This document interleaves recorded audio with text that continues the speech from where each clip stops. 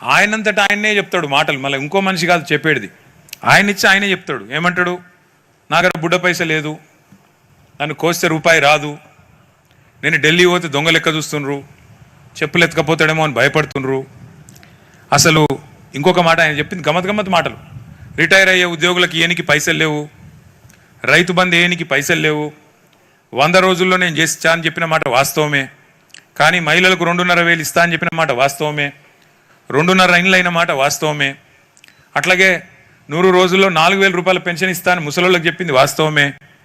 100 రోజుల్లో రైతులందరికీ రైతు బంధు మార్చేసి రైతు భరోసా పెట్టి 15,000 ఇస్తా అని చెప్పిన మాట వాస్తవమే. తులం బంగారం ఇస్తా అని చెప్పిన మాట వాస్తవమే. కానీ ఇప్పుడు అవేవి చేయడట, అవే వద్దంట, ఇంకా వాటి గురించి మాట్లాడంట. కానీ ఇప్పుడు మాత్రం ఖచ్చితంగా మూసి మాత్రం చేసి తీరుతా. మరి ఏందో ఈ విచిత్రమైన మనస్తత్వం అర్థం కాదు. 100 రోజుల్లో నువ్వు చెప్పిన మాటలు ఏవి నిలబెట్టుకోవడానికేమో నీ దగ్గర డబ్బులు లేవు. 100 రోజుల్లోనే 6 గ్యారెంటీలు అని చెప్పిన మాటలు నిలబెట్టుకున్న దానికేమో పైసలు లేవంట. కానీ మూసీని మాత్రం 1,50,000 కోట్లతో సుందరీకరించడానికి మాత్రం డబ్బులు వస్తాయంట. అందాల పోటీలు పెట్టడానికి మాత్రం 200 కోట్లు ఉంటాయి. కానీ ఇక్కడ ఇచ్చిన హామీలు అమలు చేసేదానికి మాత్రం డబ్బులు లేవు. ఆయన ఎవరో ఫుట్బాల్ ఆడడానికి మాత్రం 200 కోట్లు పెట్టడానికి పైసలు ఉంటాయి. కానీ ప్రజలకు ఇచ్చిన హామీలు అమలు చేయడానికి పైసలు లేవు. అందుకే అన్నాను, నేనేదో కోపంతో ఇంకోదాంతో కాదు, మింగ మెతుకులేదు కానీ మీసాలకు సంపెంగ నూనె అన్నట్టు ఇవాళ ముఖ్యమంత్రి రేవంత్ రెడ్డి గారి వైఖరి, రేవంత్ రెడ్డి గారి ప్రవర్తన ఉన్నది. కేసీఆర్ గారు గతంలో ముఖ్యమంత్రిగా ఉన్నప్పుడు ఒకసారి అసెంబ్లీలో పవర్ పాయింట్ ప్రజెంటేషన్ ఇచ్చారు. దీని గురించి నీళ్లు వాటిని ఎట్లా వాడుకోవాలి, నిర్మాణాలు ఎట్లా చేయాలి, ఆ నదులకు బరాజులు అంటే నీటికి ప్రవహించే నీటికి అడ్డంగా బ్యారేజ్ కట్టి ఎట్లా నీళ్లు తీసుకొచ్చి తెలంగాణలోని ప్రతి ఎకరం ప్రతి ఇంచు సస్యశ్యామలం చేయాలి అని దాదాపు 2 గంటల పాటు కేసీఆర్ గారు నిండు శాసనసభలో రాష్ట్రం మొత్తం ఆసక్తిగా చూస్తుంటే ఒక నిర్మాణాత్మకమైన వివరణాత్మకమైన ప్రజెంటేషన్ ఇచ్చారు. నేను రేవంత్ రెడ్డి గారు ఇచ్చిన ప్రజెంటేషన్ కూడా నేను చూసిన. కేసీఆర్ గారు నిర్మాణం గురించి మాట్లాడితే రేవంత్ రెడ్డి గారు మాత్రం మొత్తం విధ్వంసం గురించి మాట్లాడినారు. మూసీలో ఎట్లెట్లా ఎవరెవరిని ముంచుతా, ఎన్ని ఇండ్లు గులగొడతా.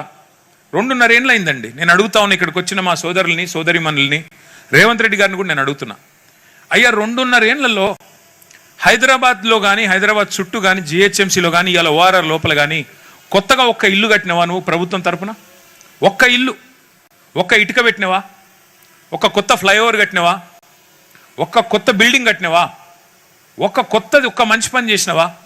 కానీ నేను చూపెడతా, ఎన్ని వేల వందల ఇండ్లు కూలగొట్టినవో చూపెట్టమంటావా? ఒక్కొక్క బస్తీల బుల్డోజర్లు పంపి ఇష్టం వచ్చినట్టు ఎన్ని కూలగొట్టినావు? అందుకే ఇవాళ మేము అంటున్నాం, కేసీఆర్ గారు నిర్మాణం గురించి మాట్లాడితే నిన్న ఈయన విధ్వంసం గురించి మాట్లాడినాడు. కానీ నేను ఇంకా రాజకీయ విమర్శల జోలు తగ్గించి కొన్ని వాస్తవాలు మీ ముందు పెట్టదలుచుకున్నాం. ముఖ్యమంత్రి గారేమో 5 స్టార్ హోటల్లో, 5 నక్షత్రాల హోటల్లో ప్రాజెక్టు బాధితులు కానీ ప్రాజెక్టు సంబంధం ఉన్న వాళ్ళు కానీ ఒక్క మనిషి లేడు అక్కడ.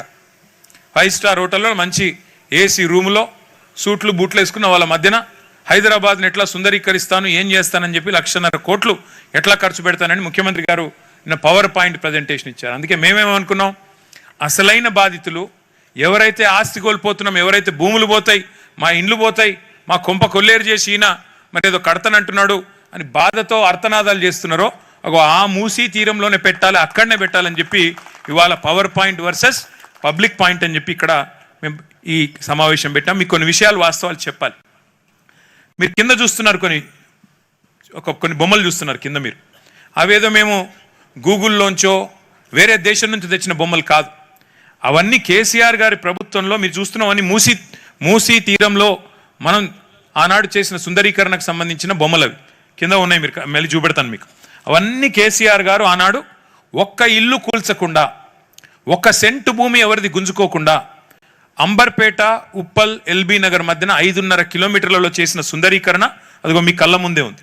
కేవలం 6 కోట్ల రూపాయలతో చేసిన సుందరీకరణ మీ కళ్ళ ముందే అక్కడ కనబడతా ఉంది. ఒక్క ఇల్లు కూల్చలేదు, ఒక్క మనిషిని ఏడిపించలేదు. కానీ అవన్నీ కూడా 6 కిలోమీటర్ల పరిధిలో మరి ఆ రోజు చేసిన సుందరీకరణ మీ కళ్ళ ముందే ఉండాలని చెప్పి మీకోసం అది పెట్టాం. ఒకసారి చరిత్రలోకి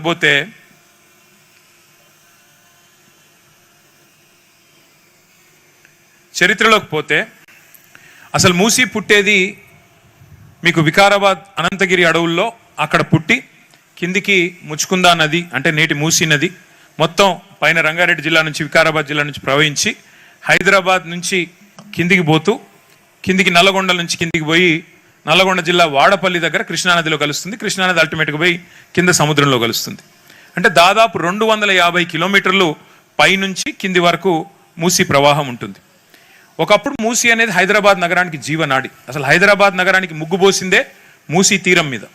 మూసీ పక్కనే ముగ్గుపోసి ఆ రోజు కులీ కుతుబ్ షా గారు మా నగరం ఆబాద్ కావాలి, మా నగరం మరి ఎట్లా అయితే ఒక చెరువులో చేప పిల్లలతో నిండుగా కలకల్లాడే విధంగా ఉంటుందో మా నగరం కూడా మూసీ తీరంలో కొడుతున్న ఈ నగరం కూడా అంత గొప్పగా ఉండాలని చెప్పి ఆ రోజు దేవుణ్ణి మొక్కినాడంట. సరే, ఆ రకంగానే మూసీ ఆవిర్భవించింది. హైదరాబాద్ కూడా 1591 సంవత్సరంలో ఆ రోజు 1591 అంటే 440 సంవత్సరాల కిందట మరి నగరం పుట్టింది. తర్వాత మీరు చూసినట్టయితే ఆ రోజు మధ్యలో మూసీకి వచ్చిన అతిపెద్ద వరద ఎప్పుడంటే 1908. ఆ రోజుల్లో 1908లో పెద్ద వరదలు వచ్చినాయి. అప్పుడు హిమాయత్ సాగర్ లేదు, ఉస్మాన్ సాగర్ లేదు. ఇంతకుముందు సోదరుడు ఆంజనేయులు చెప్పిండు ఏమని, ఈ చెరువు కట్టినప్పుడు ఈ రిజర్వాయర్ కట్టినప్పుడు మా వాళ్ళు మా వడ్డెర కులస్తులు వచ్చి బండు కట్టినరు, మొత్తం కట్టగట్టినరు అని చెప్పిండు.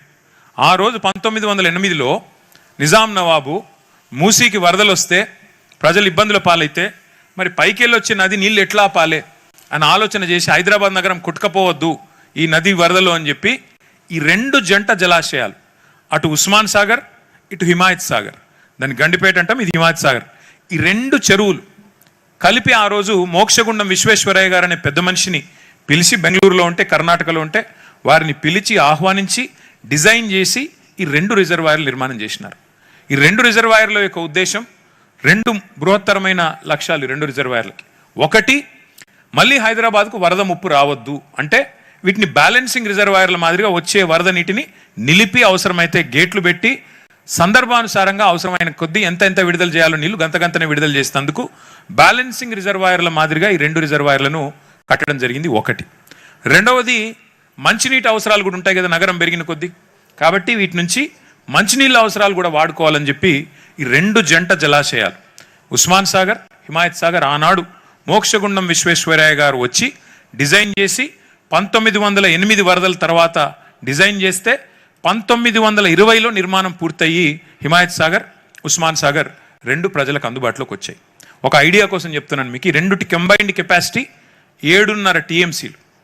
ఒక టీఎంసీ నీళ్లు అంటే ఇప్పుడు మీరందరూ ట్యాంక్ బండ్ చూసే ఉంటారు, హుస్సేన్ సాగర్ చూసే ఉంటారు, మన హైదరాబాద్ నడిబొడ్డున ఉన్న హుస్సేన్ సాగర్, దాని కెపాసిటీ 1 టీఎంసీ. అంటే 7.5 హుస్సేన్ సాగర్లతో సమానమైన నీటిని మనం పైనుంచి వచ్చే నీటిని, వరద నీటిని నిలువ ఉంచడానికి, కిందికి పంపేందుకు మళ్ళీ వరద లేకుండా ఉండడానికి ఆ రోజు నిజాం నవాబు కట్టించిన మరి ఈ చెరువులు ఉస్మాన్ సాగర్ మరియు హిమాయత్ సాగర్. ఏం జరిగింది మరి, 1920లో నిజాం కట్టించిండు, 1948లో మనకు స్వాతంత్రం వచ్చింది, దేశంలో కలిసినాం, హైదరాబాద్ సంస్థానం. కలిసిన తర్వాత ఎన్ని సంవత్సరాలు కాంగ్రెస్ పార్టీ అధికారంలో ఉంది? దగ్గర 1983-84లో ఎన్టీ రామారావు గారు అధికారంలోకి వచ్చేదాకా కాంగ్రెస్ పార్టీ 52 నుంచి అధికారంలో ఉంది. ఇవాళ మాట్లాడుతున్నారు ముఖ్యమంత్రి గారు, ఇంకా రాతి యుగంలోనే బతుకుదామా, మనం మూసీని మంచిగా చేసుకోవద్దా అని నేను చాలా భావోద్వేగంతో మాట్లాడుతున్నాడు. ఎవరు చేసిండ్రు మూసీని మురికి కూపంగా? కేసీఆర్ గారు వచ్చి చేసిండ్రా? 1952 నుంచి 1983 దాకా అధికారంలో ఉన్నది కాంగ్రెస్ పార్టీయే కదా. ఆ తర్వాత 83 నుంచి మళ్ళీ మీరు కూడా ఉన్నారు కదా, 89 తర్వాత మళ్ళీ 2004 నుంచి మూసీని మురికి కూపంగా మార్చింది ఎవరో కాదు, రేవంత్ రెడ్డి గారు. ప్రస్తుతం మీరున్న పార్టీనే మూసీని మురికి కూపంగా మార్చిందనే మాట వారికి గుర్తు చేస్తూ ఉన్నా. ఆ పాపాన్ని ముందు కడుక్కోండి. గతంలో చేసిన పాపానికి చెంపలేసుకొని ముందు ప్రజల క్షమాపణ చెప్పి మూసీని మురికి కూపంగా మార్చిన దానికి ముఖ్యమంత్రి గారు, కాంగ్రెస్ పార్టీ చెంపదెబ్బలేసుకొని ముందు ముక్కు నేలకు రాసి క్షమాపణ చెప్పాల్సింది మీరు. ఇవాళ మీరు ఆలోచన చేయండి, ఎట్లా ఉండే మూసీ ఎట్లా అయింది చూడండి ఒక్కసారి. అందులో ఏమేం కలుస్తున్నాయి ఈరోజు మూసీలో? మొత్తం హైదరాబాదులో ఉండే జిహెచ్ఎంసీ పరిధిలో ఉండే మురికి నీరు 94% మూసీలోకి వస్తుంది. గ్రావిటీ ద్వారానే వివిధ నాళాలు, 54 నాళాల ద్వారా మూసీలోకి వస్తుంది. మూసీ అంటే మీ హిమాయత్ సాగర్, ఉస్మాన్ సాగర్ కాదు, కిందికి మంచిర్యాల కిందికి అక్కడికి వస్తుంది, ఇందులోకి రాదు. ఆ తర్వాత మరి మాకు అవకాశం వచ్చింది, తెలంగాణ రాష్ట్రం వచ్చిన తర్వాత 2014లో 14లో అవకాశం వచ్చిన తర్వాత ఇగో ఇది మా ఆలోచన. అందుకే ముఖ్యమంత్రి గారు చూడాలి, ప్రభుత్వం చూడాలి, ప్రభుత్వ పెద్దలు చూడాలనే, ప్రజలు చూడాలి ముఖ్యంగా అని చెప్పే నేను ఇక్కడ మీ ముందు పెట్టాను మా ఆలోచన. ఆ రోజు 2014లో కేసీఆర్ గారి ఆలోచన ఏంటి, ఏం చేద్దామన్నారు మూసీని. ఆయన ఆలోచన ఏంటి అంటే మూసీ ప్రక్షాళన మీద, మూసీ పునరుజ్జీవం మీద ప్రపంచంలోని 10 పెద్ద డిజైన్ సంస్థలతోని మేము డిజైన్ కాంపిటీషన్ ఇన్వైట్ చేసినాం, ఆహ్వానించినాం. అయ్యా రండి, మీరు ప్రజలని డిస్టర్బ్ చేయకుండా, ఇండ్లు కూలగొట్టకుండా, ప్రజల్ని అనవసరంగా అక్కడి నుంచి డిస్ప్లేస్ చేయకుండా ఎట్లా చేయవచ్చు అని డిజైన్స్ ఆహ్వానిస్తే, ఇక మీ చుట్టూ ఇక్కడ అన్ని డిజైన్లు కూడా ఆ రోజు డిజైన్ చేసిన వాటిని కూడా కొన్నింటిని ఇక్కడ పెట్టాం, మిగతా కొన్ని పెట్టలేదు. చాలా వరకు ఇక్కడ మీ దగ్గర పెట్టే ప్రయత్నం చేసినాం. 10 ప్రఖ్యాత డిజైన్ సంస్థలు వచ్చి వాళ్ళు మాకు ప్రజెంటేషన్ ఇచ్చారు. ఇచ్చి కొంతమంది అన్నారు, సార్ కొన్ని ఇల్లు కూలగొట్టాల్సి వస్తుంది అంటే, ఆ రోజు కేసీఆర్ గారు చెప్పింది ఏంటంటే, అసలు ఇల్లు కూలగొట్టాల్సిన పరిస్థితి వస్తే మరి రివర్ బెడ్లో ఉన్న నిర్మాణాలు అయితే తప్ప మిగతా వాటిని ముట్టకండి, తప్పకుండా ఒకవేళ అట్లాంటి పరిస్థితి వస్తే ప్రాజెక్ట్ పెండింగ్లో పెడదాం, కానీ ముందు ఒక పైలట్ చేయండి, ఒక చిన్న నమూనా చేయండి, ఒక 5 కిలోమీటర్లు చేయండి అని చెప్పి నాగోల్, ఉప్పల్, అంబర్పేట మధ్యన 5.5 కిలోమీటర్లు మాతో ఆ రోజు ఆదేశం ఇచ్చి ఒక్క ఇల్లు కూల్చకుండా ఎట్లా చేయొచ్చో చేసి చూపెట్టండి అని చెప్పి సుందరీకరణ ఏర్పాట్లు కూడా కేసీఆర్ గారు చేయించారు. మేము రూపొందించిన ప్రణాళిక ఏంది అంటే మీకు చూపెడతాను నేను. మొట్టమొదటిది, ఇందులో మూసీ నది మంచిరేవుల నుంచి కింద గట్కేసర్ దాకా ఓఆర్ఆర్ పరిధిలో, హైదరాబాద్ పరిధిలో తీసుకుంటే 57 కిలోమీటర్లు ఉంటుంది. ఈ 57 కిలోమీటర్ల పరిధిలో మరి మొత్తం ఇప్పుడు ఎట్లా అంటే ఓఆర్ఆర్ మొత్తం 160 కిలోమీటర్లు. మధ్యలో ఒకవేళ ఇక్కడ నుంచి అక్కడికి వెళ్ళాలంటే స్ట్రెయిట్గా అవసరమైతే ఒక ఎక్స్ప్రెస్ వే ఉండాలి.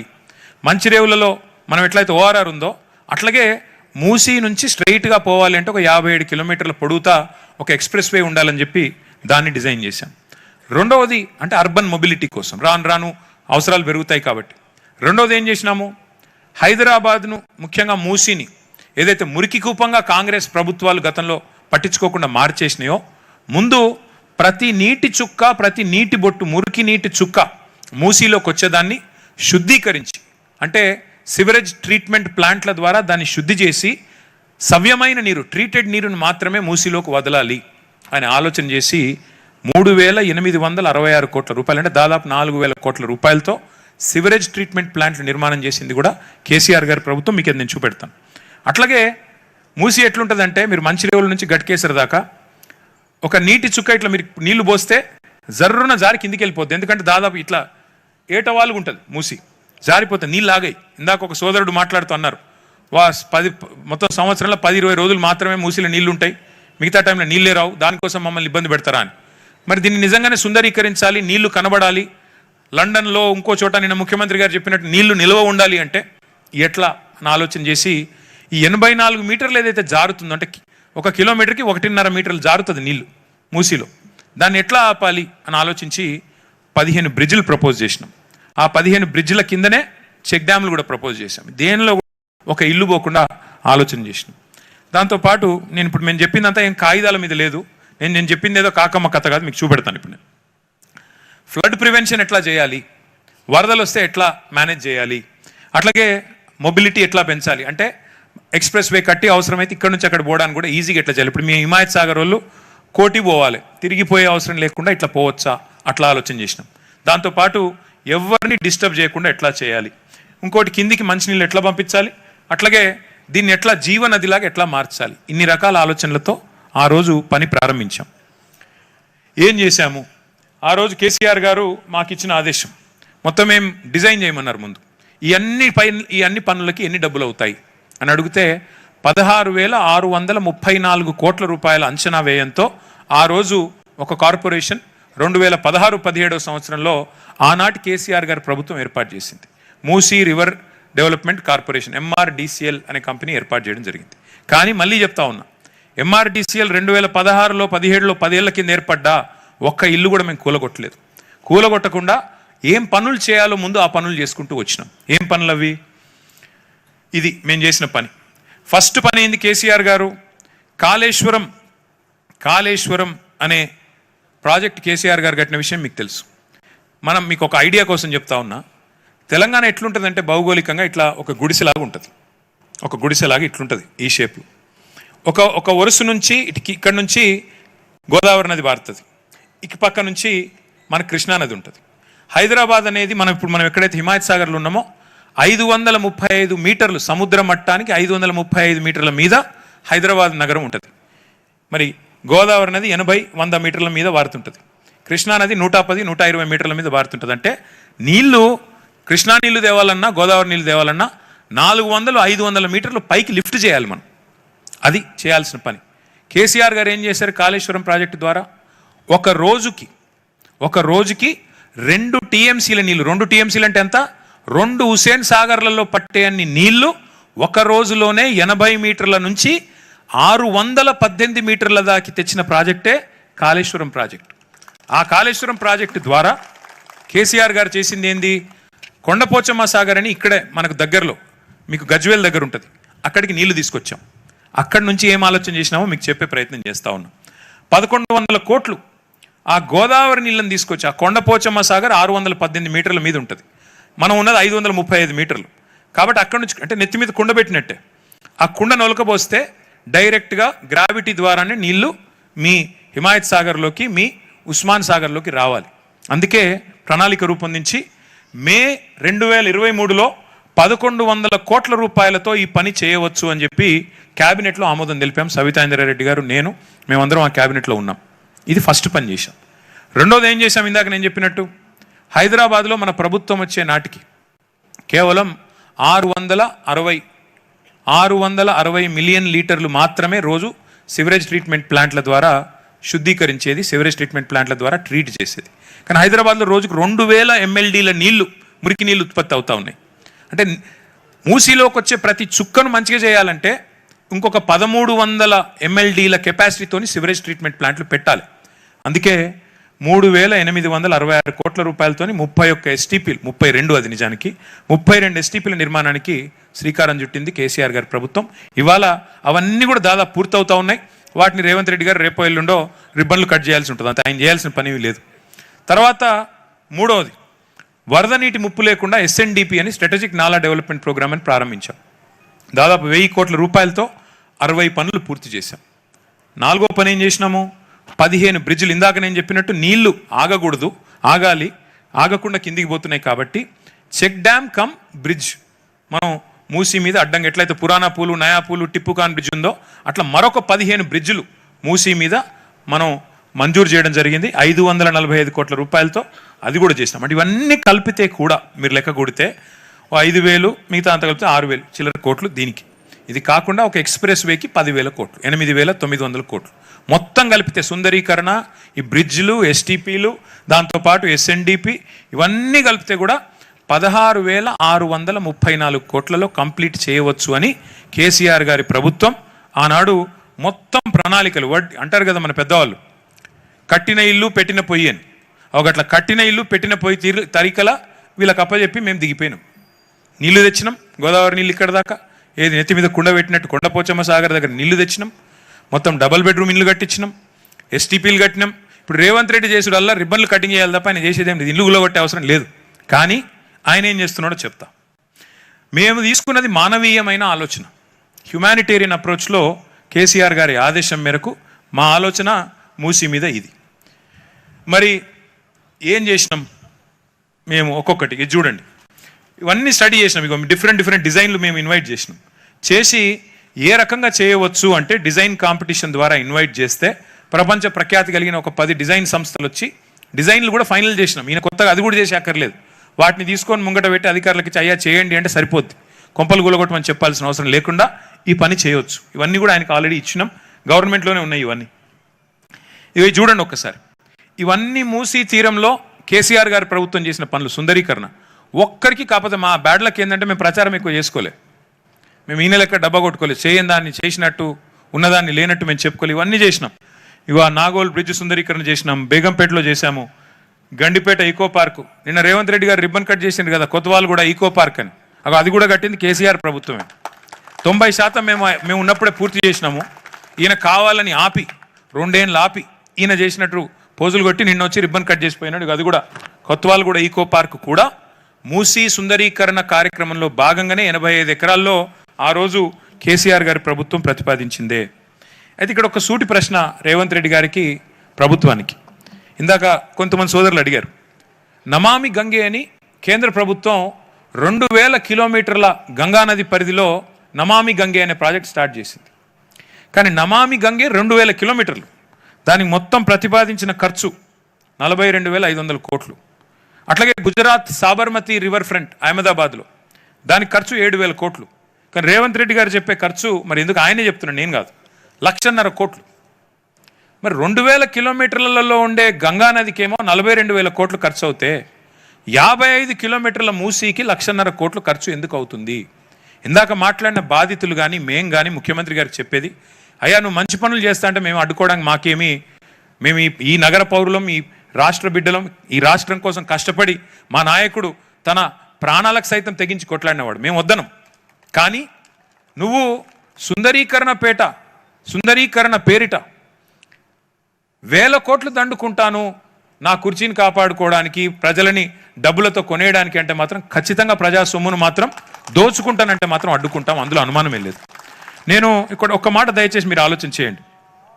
విచిత్రమైన విషయం, ఆయన అసలు మూసీ కోసం పనిచేస్తుండా లేదా మూసీ పక్కన ఉన్న భూముల మీద కనుబడి ఆపుతున్నాడా మాకైతే అర్థం కావట్లేదు. నేను ముఖ్యమంత్రి గారు ఓపెన్గా అంటున్నాడు, నేను రియల్ ఎస్టేట్ వ్యాపారం చేస్తే తప్పేంటి, ప్రభుత్వం రియల్ ఎస్టేట్ వ్యాపారం చేస్తే తప్పేంది అని ఉల్టా దబాయిస్తూ ఉన్నాడు.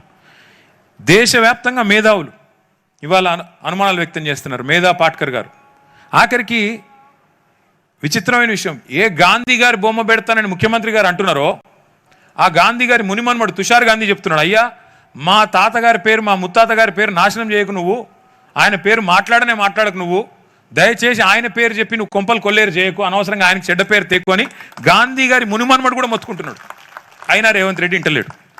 ఒక్కసారి నేను మీకు ఒక మాట చూపెట్టాలి. ఇది చూడండి, ఇవన్నీ ఆ రోజు మూసీ తీరంలో కేసీఆర్ ప్రభుత్వం చేసిన సుందరీకరణ. ఇందాక నేను చెప్పాను కదా, నాగోలు ఉప్పల్ మధ్యలో చేసిన అంబర్పేట మధ్యలో అని, ఇవన్నీ ఆ రోజు కేవలం 6 కోట్ల రూపాయలతో మాత్రమే, ఒక్క ఇల్లు కూలగొట్టకుండా కేసీఆర్ గారు ఇవన్నీ చేసి పెట్టారు. ఏదో గేటెడ్ కమ్యూనిటీ కాదు, ఇది ఉప్పల్ బగాయతు నాగోలు అంబర్పేట ప్రాంతంలో 5.5 కిలోమీటర్ల పరిధిలో 2 వైపులా కేసీఆర్ గారి ప్రభుత్వం ఆనాడు చేసిన సుందరీకరణ యొక్క ఫలితాలు మీ కళ్ళ ముందు ఉన్నాయి. మరి ఇది నువ్వెందుకు చేయలేకపోతున్నావు రేవంత్ రెడ్డి గారు నేను అడుగుతా ఉన్నా. మీరెందుకు మా మాదిరిగానే, మా ప్రభుత్వం మాదిరిగానే ఇల్లు కూలగొట్టకుండా ఎందుకు చేయలేకపోతున్నారు? అయితే ఈ మధ్యన ఇందాక చాలామంది మిత్రులు బఫర్ల గురించి, FTLల గురించి పాపం చాలా బాధగా, ప్రభుత్వమే చెప్పింది కదా, ప్రభుత్వమే అమ్మింది కదా, మేము కొనుక్కున్నాం కదా, డబ్బులు కట్టినాం కదా, రిజిస్ట్రేషన్ కట్టించుకున్నారు కదా, ఇంటి పన్ను కడుతున్నాం కదా, మీరే కాగితాలు ఇచ్చారు కదా, మీరే రిజిస్ట్రేషన్లు చేశారు కదా, మరి మీరెట్లా అడుగుతున్నారు అంటున్నారు. ముఖ్యమంత్రి గారు ఏం చెప్తున్నారు, అధికారులు ఏం చెప్తున్నారు, బఫర్ జోన్, మీ రాజేంద్ర నగర్ RDO గారు చెప్పింది నేను విన్నాను, 500 మీటర్లు అటు 500 మీటర్లు ఇటు బఫర్ జోన్ ఉంటుంది అంటాడు. అంటే బఫర్ జోన్లు కేవలం పేదవాళ్ళకి మధ్యతరగతి ప్రజలకు మాత్రమే ఉంటాయా, పెద్దవాళ్ళకు ఉండవా? నేను ఒకటి అడుగుతా ఉన్నా ముఖ్యమంత్రి గారిని, అసలు నీ సొంత ఇల్లు, రేవంత్ రెడ్డి గారి సొంత ఇల్లు, వాళ్ళది వీళ్ళది కూడా కాదు, కొడంగల్లో రేవంత్ రెడ్డి సొంత ఇల్లు కోస్గి అనే గ్రామంలో ఉంది, కోస్గి అనే మండల కేంద్రంలో ఉంది మున్సిపాలిటీలో. ఆయన ఇల్లు ఉన్నది రెడ్డికుంట అనే ప్లేస్లో ఉంది. అంటే ఆయన ఇల్లు కూడా ఒక మొత్తం చెరువు మధ్యలో FTLలోనే ఉంది. ఇది వాస్తవం నేను చెప్పేది. ఇప్పుడు నేను 10 సార్లు చెప్పాను, నేను చెప్పింది తప్పైతే రేవంత్ రెడ్డి గారు మీరు రేపు కాగితాలు బయట పెట్టండి. రేవంత్ రెడ్డి పేరు ఉన్న ఇల్లు కొడంగల్లో చెరువులో ఉన్నమాట వాస్తవమా కాదా, FTLలో ఉన్నమాట వాస్తవమా కాదా చెప్పాలని చెప్పి నేను ప్రభుత్వాన్ని డిమాండ్ చేస్తా ఉన్నా. ఆ జిల్లా కలెక్టర్ గారు, నారాయణపేట జిల్లా అనుకుంటా, జిల్లా కలెక్టర్ గారు నేను డిమాండ్ చేస్తా ఉన్నా, మేము చెప్పేది వాస్తవమా కాదా బయట పెట్టండి. రెండవది, మీ సొంత సోదరుడు రేవంత్ రెడ్డి గారి సొంత సోదరుడు యనుమల తిరుపతి రెడ్డి, ఆయన ఇల్లు ఈరోజు దుర్గం చెరువు FTLలో ఉంది. ఏమన్నా ఎందుకే ఆయనది కూలగొడతలేరు అంటే హైకోర్టు ఆర్డర్ ఉందంటారు. మరి అమీన్పూర్ చెరువు కిందనేమో హైకోర్టు ఆర్డర్లు ఉంటే వాళ్ళనేమో మెడలు బట్టి నూకేస్తారు, అనుముల తిరుపతి రెడ్డి కాడికి పోయే వరకు మాత్రం కోర్టు ఆర్డర్లు అడ్డం వస్తున్నాయా? అంతెందుకండి నేను అడుగుతా, అంత దూరం ఎందుకు?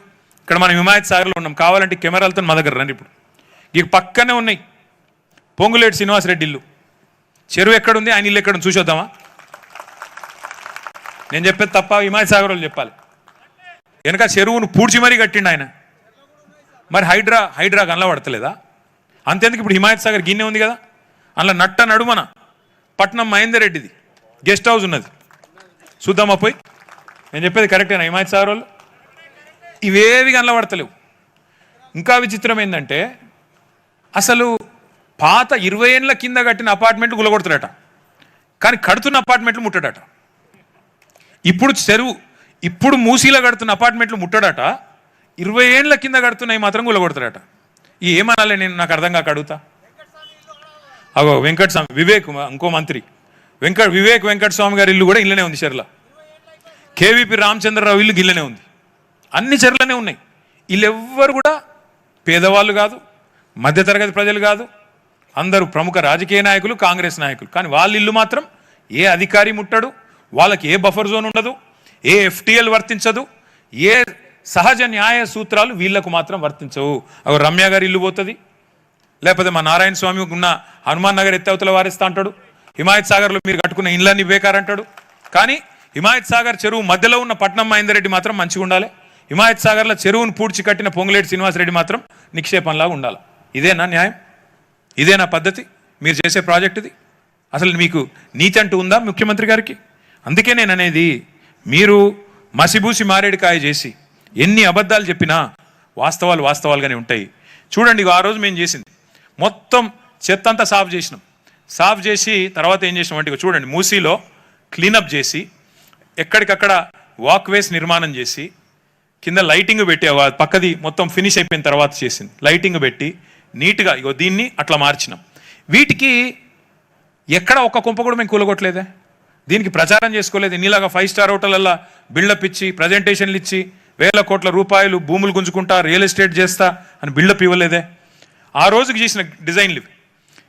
ఎక్కడైతే కాన్ఫ్లుయెన్స్ పాయింట్ ఉందో అక్కడ మేము మా ప్రభుత్వంలో మీరు గమనించండి, ఎక్కడ కూడా ఒక నిర్మాణం, ఒక సిమెంట్ కాంక్రీట్ స్ట్రక్చర్ ప్రతిపాదించలేదు. చూడండి, మీకు ఒక విషయం చూపెడతాను. ఇప్పుడు నేను ముఖ్యమంత్రి గారి డిజైన్లో మీరు చూడండి, ఎక్కడైనా సరే ఏమైనా పార్కులు ఎక్కడైనా జాగు ఉంటే అది కూడా వేరే వాళ్ళ ఆస్తులు గుంజుకోకుండా ప్రభుత్వ జాగాలు ఉంటే అందులో పార్కులు పిల్లలు ఆడుకోవడానికి ఆహ్లాదంగా ఉండేదానికి ఇట్లా తయారు చేసాం తప్ప, కాచిగూడ స్టేషన్ దగ్గర కూడా ఎట్లా చేయాలి మరి ఆ తీరం వెంబడ ఇట్లా ఆలోచించాం తప్ప ఎక్కడ కూడా ప్రజల ఆస్తులు లాక్కోవాలి, ప్రజల కొంపలు కూలగొట్టాలి అన్న ఆలోచన చేయలేదు. దాంతోపాటు ఇవన్నీ ఇంటర్నేషనల్ డిజైన్స్ ఆ రోజు చేయించిన మీరు గమనించండి జాగ్రత్తగా. చుట్టుపక్కల ఎక్కడ కూడా వేటిని కూడా డిస్టర్బ్ చేయలేదు మేము. మీరు జాగ్రత్తగా చూడండి డిజైన్స్లో, చుట్టుపక్కల వేటిని డిస్టర్బ్ చేయకుండా అవసరమైతే ఆ బ్రిడ్జ్లలో కూడా కొత్త కొత్త ఎలిమెంట్స్ తీసుకొచ్చి వాటిల్లోనే పార్కులు ఆ బ్రిడ్జ్ల మీదనే ఏర్పాటు చేసి కింద మూసి నీట్గా పోయేటట్టు చుట్టుపక్కల గ్రీనరీ మాత్రం పెట్టి ప్రజల ఆస్తులు మాత్రం ఛిద్రం కాకుండా చూడమని మా నాయకుడు కేసీఆర్ గారు చెప్తే అట్లే డిజైన్ చేసినాం తప్ప, పేదల కడుపు కొట్టి వాళ్ళ భూములు గుంజుకొని వాళ్ళ ఆస్తులు వాళ్ళ కొంపలు కూల్చేసి వాళ్ళను గోసబెట్టితే ఏం లాభం అని చెప్పి మా నాయకుడు చెప్తే, ఇగో అది హైకోర్టు ముంగట డిజైన్, సాలార్జింగ్ మ్యూజియం ముంగట. అంటే ఈ రకంగా ఆ రోజు డిజైన్లు ఇవన్నీ ప్రభుత్వంలో ఉన్నాయి. ఇప్పుడు నేను చెప్పిన డిజైన్లు ఏది కొత్తది కాదు, నాది కాదు, నా సొంతది కాదు. ప్రభుత్వంలో ఆనాడు మున్సిపల్ మంత్రిగా మేము గీయించిన డిజైన్లు ప్రభుత్వ పైసలతోనే, నా పైసలతో కాదు, ప్రజల పైసలతోనే గీయించిన డిజైన్లు ఇవన్నీ పక్కకు వారేసిండ్రు. ఇప్పుడు ఎందుకు ముఖ్యమంత్రి గారికి చుట్టుపక్కల మీరు చూడండి, మొదటి ఫేజ్లోనే 22-23 కిలోమీటర్ల ఫేజ్లోనే ముఖ్యమంత్రి గారి కన్ను 3300 ఎకరాల మీద పడ్డది. ఒక్కొక్క ఎకరం ఎంత ఉంటుంది విలువ ఇవాళ హైదరాబాద్లో?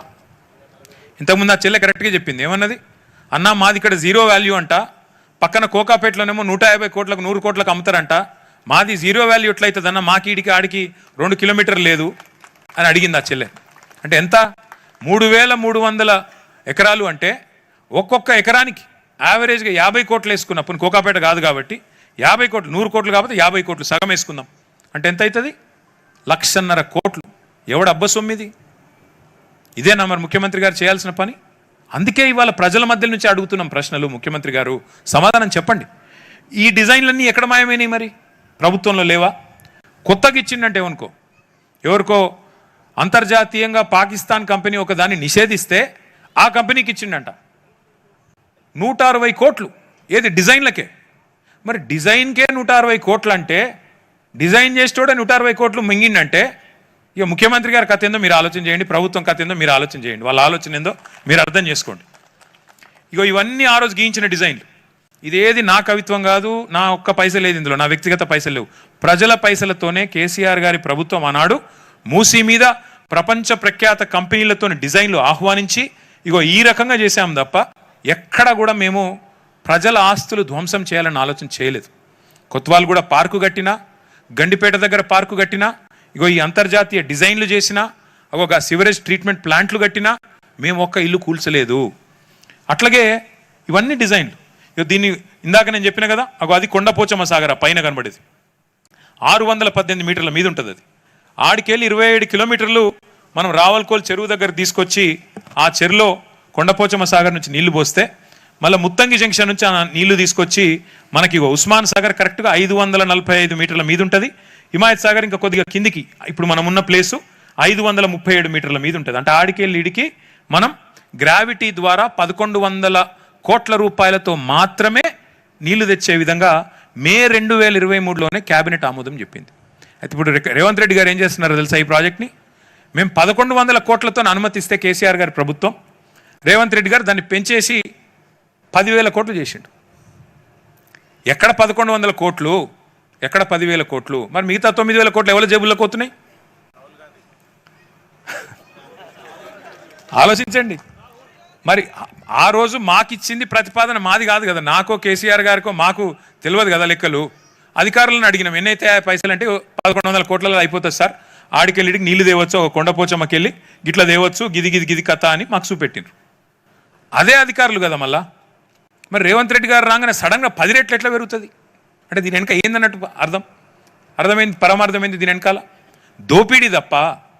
నేను అందుకే అంటున్నాం, మేము మూసీ సుందరీకరణకు కానీ మూసీ పునరుజ్జీవానికి కానీ మేము వ్యతిరేకం కాదు, కానీ భూముల ఆక్రమణకు పేదల సంపద కొల్లగొట్టడానికి మాత్రం ఖచ్చితంగా మేము వ్యతిరేకం. 1100 కోట్లతో అయిపోయేదానికి నువ్వు 10,000 కోట్లతో నేను చేస్తా అంటే మేము ఆ సవాల్ చేయకపోతే మరి మేమెందుకున్నాం ఇక ప్రతిపక్షంలో ప్రజల తరపున? అందుకే మీకు అర్థం కావాలనే ఇదంతా చూపెడుతున్నా నేను. అట్లే ఇది మీకు ఐడియా ఉండాలని చెప్తా ఉన్నా. ఇది మూసీ ప్రవహించే పద్ధతి. మీరు పైనుంచి హిమాయత్ సాగరు, ఉస్మాన్ సాగరు, దాని నుంచి కింద అక్కడ ఔటర్ రింగ్ రోడ్లో గట్కేసర్ దాకా మొత్తం మనం ఎట్లా జాలువారుతూ పోతుందో మూసి మీకు కనబడుతుంది. అందుకే ఏం చేసినాము, చెక్ డ్యామ్లు మొత్తం 15 చెక్ డ్యామ్లు కట్టి ఈ 55-57 కిలోమీటర్ల పరిధిలో మనం ఎక్కడికక్కడ నీళ్లు నిల్వ ఉంచినట్టయితే ప్రజలు పిల్లలు వచ్చినా ఆడుకున్నా చేసినా ఆ చుట్టుపక్కల ప్రజలకు కానీ హైదరాబాద్ ప్రజలకు కానీ ఆహ్లాదంగా ఉండేదానికి ఈ రకంగా చెక్ డ్యామ్లు కూడా గ్రేడియంట్ బట్టి డిజైన్ చేయడం జరిగింది. ఇది మనం కట్టిన ఎస్టీపీలు. నేను చెప్పిన ఏమి సినిమా స్టోరీలు కాదు. ఇవి మనం కట్టి నిర్మాణం పూర్తి చేసి ఈ ప్రభుత్వానికి అప్పచెప్పిన ఎస్టీపీలు. ఇవి మొత్తం 31 ఎస్టీపీలు. కోకాపేటలో ఒకటి కట్టినాం, ఇక్కడ పక్కనే ఉంటుంది, కావాలంటే మీరు పోయి చూడొచ్చు. నేను సబితక్కనే గతంలో ఇనాగరేట్ కూడా చేసినాం. 31 ఎస్టీపీలు. అంటే మీకు ఒక గొప్ప విషయం చెప్పాలి. ఇక్కడ కేసీఆర్ గారి విజన్ ఎంత గొప్పది అంటే భారతదేశంలోనే ఏ నగరం కూడా ఇవాళ 100% సివరేజ్ ట్రీట్మెంట్ చేస్తలేదు. ఈ 31 పూర్తయితే హైదరాబాద్ అనేది నెంబర్ 1 నగరం అవుతుంది మొత్తం సివరేజ్ ట్రీట్మెంట్ చేసే ఒకే ఒక్క నగరం. అది కేసీఆర్ గారి విజన్. అంటే మూసీలోకి ఒక్క చుక్క నీళ్లు కూడా మురికి నీరు రావద్దు, శుద్ధి చేసిన నీరే రావాలి. తద్వారా కింద ఇందాక సోదరులు చెప్పినారు నల్గొండ పోవాలి, మనం ఎక్కడికి పోయే అవసరం లేదు. నల్గొండ ప్రజలకు కూడా మనం ఆల్రెడీ మంచినీళ్ళు ఇవ్వాలి, వారికి కూడా శుద్ధి చేసిన నీళ్ళే కిందికి పోవాలని చెప్పి 31 ఎస్టీపీల నిర్మాణం కూడా కేసీఆర్ గారే పూర్తి చేశారు. కాదు ఈ 31 ఎస్టీపీలు మనకు జిహెచ్ఎంసీ పరిధిలో వస్తాయి. ఇంకొక 31 ఎస్టీపీలకు కూడా మనమే ప్రతిపాదన పెట్టాం. రేవంత్ రెడ్డి గారు పెట్టలేదు. అమృత్ 2 స్కీమ్ కింద నేనే మున్సిపల్ మంత్రిగా ఆనాడు పోయి మీకు చూపెడతా. అది కూడా ఒక్క నిమిషం. మొత్తం 31 ఎస్టీపీలు, కెపాసిటీ 1260. చూడొచ్చు. వివిధ దశల్లో నిర్మాణంలో ఉన్నప్పుడు మేము దగ్గరుండి పర్యవేక్షించి, ఇది ఫతేనగర్ కుకట్పల్లి కాన్స్టిట్యున్సీలో కట్టిన ఎస్టీపీ, దగ్గరుండి పర్యవేక్షించి వాటిని పూర్తి చేయడం జరిగింది. ఇగో కోకాపేటలో మా ఉప్పల్ ఎమ్మెల్యే గారు ఇక్కడే ఉన్నారు, ఉప్పల్లో, నల్లగండ్లలో, ముల్లకత్వాలో, పాలపిట్ట దగ్గర, పాలపిట్ట పార్క్ దగ్గర, అట్లాగే పెద్ద చెరువు, ఫతేనగరు, కోకాపేట, ఇవన్నీ కూడా 31 ఎస్టీపీలు. ఒక్క నీటి చుక్క కూడా మళ్ళీ రేవంత్ రెడ్డి గారు కొత్తగా చేయాల్సిన అవసరం ఏం లేదు. మురికి నీరు అనేది ట్రీట్ చేసిన తర్వాతనే మూసీలోకి వదలడానికి కట్టించింది మొత్తం కేసీఆర్ గారు అనే మాట కూడా నేను మీకు విజ్ఞప్తి చేస్తా ఉన్నా. ఇది ఇందాక నేను చెప్పింది. Telangana MA&UD minister KT Rama Rao meets Hardeep Singh Puri. దేనికి? ఇక చూడండి ఇక్కడ ఒక్క నిమిషం. 2వ ఫేజ్ అమృత్లో కూడా మాకు అక్కడ రాసింది చూడండి. 2వ ఫేజ్ అమృత్లో మాకు మరొక 62 ఎస్టీపీలు కావాలి. మాస్టర్ ప్లాన్లో 62 ఉన్నాయి, మేము 31 కడుతున్నాము. ఇంకొక 31కి మీరు అనుమతి ఇవ్వండి. Phase 1 31 STPs would be taken up at ₹3,800 crore. 3 STP packages are under tender stage అని చెప్పి మిగతా వాటికి డబ్బులు ఇవ్వండి అని అమృత్ స్కీమ్లో కూడా రెండవ దశ కోసం కూడా కేసీఆర్ గారి ప్రభుత్వమే ఆనాడే మొత్తం ప్రతిపాదనలు కేంద్ర ప్రభుత్వానికి కూడా సమర్పిస్తే మొన్నవి మంజూరు వచ్చినాయి. దాన్ని రేవంత్ రెడ్డి గారు నేను చేసినా అని చెప్పుకుంటా ఉన్నాడు. కానీ అవి కూడా ఆ రోజు కేసీఆర్ గారి ప్రభుత్వమే చేసింది. మనం చేసిన ప్రయత్నం మొత్తం మీ కళ్ళ ముందు ఇక్కడ ఉంది. ఎట్లా సివరేజ్ ట్రీట్మెంట్ ప్లాంట్లు కట్టాలి, ఎట్లా మూసిలో శుద్ధి చేసిన నీరు వదలాలి. తర్వాత ఇగో లాస్ట్ మైల్ కోసం ఏం చేశామంటే ఇంటర్సెప్టర్ సూవర్స్ అని ఉంటాయి.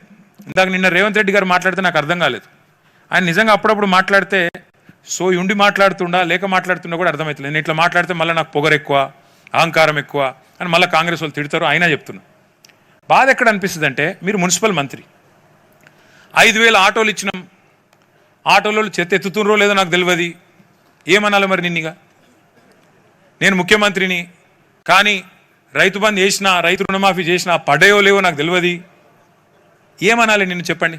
ఇట్లా అంటేనేమో మళ్ళీ బాధ అనిపిస్తుంది. కానీ నిన్ను అంటాడు ఎస్టీపీలో నీళ్లు తీసుకొచ్చి ట్రీట్ చేసిన నీళ్లు తీసుకొచ్చి మూసిలోకి ఇడిచిపెట్టాను. మరి ఏడిచి పెట్టాలని జూబ్లీ హిల్స్ ప్యాలెస్ ఇడిచిపెట్టాలనా?